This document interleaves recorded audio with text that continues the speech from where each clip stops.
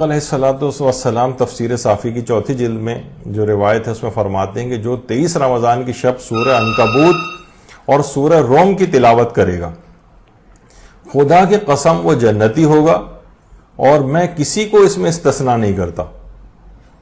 کسی کو استثناء نہیں کرتا، کوئی ایکسیپشن نہیں، اور خدا جھوٹی قسم کا گناہ بھی میرے ذمہ نہیں لکھے گا۔ ان دونوں صورتوں کی اللہ کے نزدیک بہت زیادہ عزت ہے،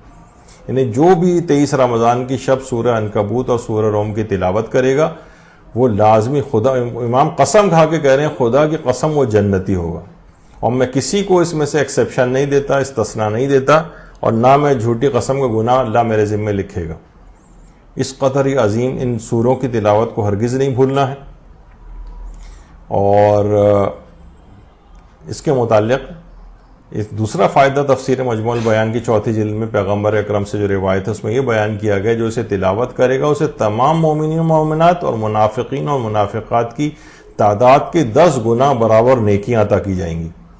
یہ تو عام حالات ہی کے اندر ہے جو سورہ عنکبوت کی تلاوت کرتا ہے، اور یہاں تو شب قدر 1000 مہینوں سے بہتر ہے، کم سے کم بھی اس کا ثواب 1000 ٹائمز ملٹیپلائی ہو جاتا ہے،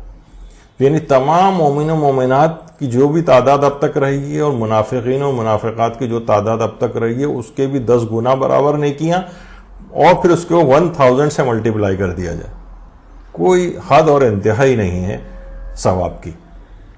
تو سورہ عنکبوت کی تلاوت اس لحاظ سے، اور دوسرا جو سورہ خاص طور پر وہ ہے سورہ روم۔ جو اس سورہ کی تلاوت کرے گا پیغمبر فرماتے ایک تو وہی روایت جو چھٹے امام کی ابھی آپ نے سنی کہ خدا کی قسم وہ جنتی ہے، کسی کو میں استثناء نہیں کرتا، اور خدا جھوٹی قسم کا گناہ نہیں لکھے گا، ان دونوں صورتوں کے لیے بات تھی۔ اور الگ سے یہ بات آئی جو اس سورہ کی تلاوت کرے گا پیغمبر اکرم کی جو روایت ہے تفسیر مجموع البیان میں فرماتے ہیں تو اسے زمین و آسمان پر اللہ کی تسبیح کرنے والے تمام فرشتوں کے 10 گنا برابر نیکیاں ملیں گی، اور اس کے دن و رات میں ضائع شدہ اعمال کا نقصان پورا ہو جائے گا۔ کس قدر عظمت ہے سورہ روم کی بھی،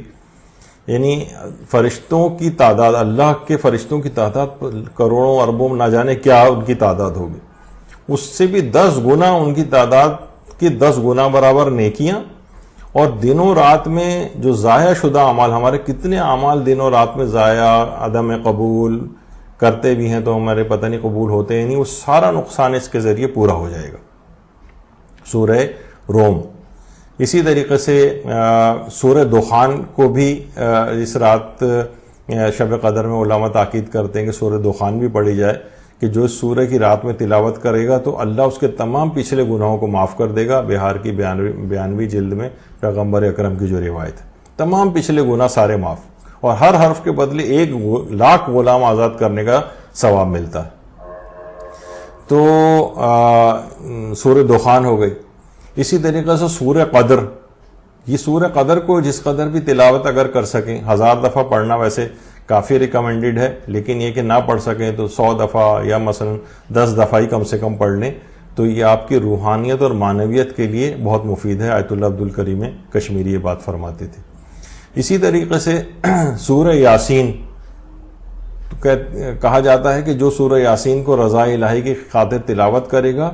تو گویا اس نے 12 مرتبہ پورا قرآن ختم کیا، 12 ختم قرآن کا ثواب، اور اس رات کو 1000 سے آپ اس کو ضرب دے دیں، ملٹیپلائی کر دیں، تو سورہ یاسین تو، اور اسی طریقے سے سورہ دخان کا بھی آپ نے سنا کہ تمام پچھلے گناہ بھی اس سے معاف ہو جاتے ہیں۔ تو اب اگر یہ دیکھیے یہی سورہ جو ہیں، سورہ منافقون بھی ہے، سورہ جو اس رات کو خاص طور پر آپ کو پڑھ لینے چاہیے۔ عنکبوت ہے، اس میں 69 آیات ہیں، سورہ روم ہے، اس میں 60 آیات ہیں، سورہ دخان ہے، اس میں 59 آیات ہیں، سورہ واقعہ ہے، اس میں 96 آیات ہیں، سورہ منافقون کی 11 آیات ہیں، سورہ یاسین کی 83 آیات ہیں، یعنی اگر کل ملائیں تو 378 آیات یہ ساری بنتی ہیں، 378 کم سے کم۔ اچھا اب کیا ہے، پیغمبر اکرم یہ جملہ بھی ارشاد فرماتے ہیں، مفاتی میں بھی روایت ہے کہ جو شخص ماہ رمضان میں قرآن کی ایک آیت کی تلاوت کرے تو اس کے لیے دوسرے مہینوں میں ختم قرآن کا ثواب خدا عنایت فرمائے گا، یعنی ایک آیت ایک قرآن کے برابر، 378 آیات، 378 قرآن کا ثواب اسی رات، اور ہر ثواب جو ہے ویسے ہی 1000 سے ضرب ہو جاتا ہے اس رات کو، تو اب خود لگا لیں گے 378 قرآن اور پھر 1000. یہ کیونکہ آج کل کا دور بھی اس طرح ہے کہ لوگ عام طور پر کثرت عدد کی جو ہے وہ زیادہ پسند کرتے ہیں، تو اس کے لحاظ سے ان کے لیے بھی یہ بات ہے. تو کم سے کم 378 قرآن کا ثواب تو ہے ہی، اور پھر اس کوشش یہ کریں کہ اس ثواب کو 14 معصومین علیہ السلام کو ہدیہ بھی کر دیں، ان کی بارگاہ میں یہ ہدیہ کر دیں. یہ 14 معصومین کے لیے یہ جتنے بھی اس رات کو اعمال انجام دیں گے وہ بھی، اور جو دیگر پہلے تو 14 معصومین کو ہدیہ کریں، اور انشاءاللہ ان کی بارگاہ سے جو کچھ بھی آپ کو عطا ہوگا اسے تمام مومن و مومنات کو ہدیہ کیا جا سکتا ہے، اس ثواب کو بھی. اور اس قدر اس بات کی عادت ہو جانی چاہیے بہرحال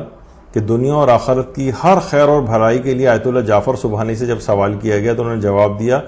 کہ 2 چیزوں سے خاص طور پر دنیا اور آخرت کی ہر بھلائی اور خیر آپ کو مل سکتی ہے. ایک تو یہ کہ نمازوں کو اول اوقات میں انجام دیں، اور قرآن کا 1 پارہ روزانہ تلاوت کریں.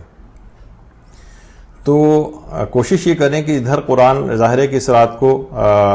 ختم قرآن لوگوں کا ہو رہا ہوگا، تو جتنا بھی شب قدر میں اگر انہوں ختم قرآن وہ سب کے سب معصومین کو ہدیہ کریں، اور اسی رات ختم قرآن کے بعد چاہے وہ سورہ الحمد ہی کیوں نہ پڑھ لیں، نئے قرآن کی ابتدا اسی رات سے کر دیں، کیونکہ اس رات کو اس بات کی بڑی خصوصیت ہے کہ اس کی جو نئے بہت سارے کاموں کی جو ابتدا ہے وہ اسی رات سے اگر ہو جائے تو وہ بہت ہی اچھا ہو جائے گا،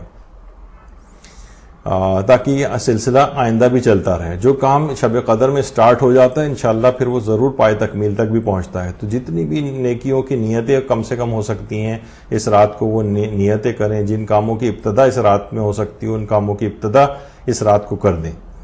تو نئے قرآن کی ابتدا بھی کر دیں تو انشاءاللہ پھر یہ سلسلہ چلتا رہے گا اور اس میں تعطل واقع نہیں ہوگا.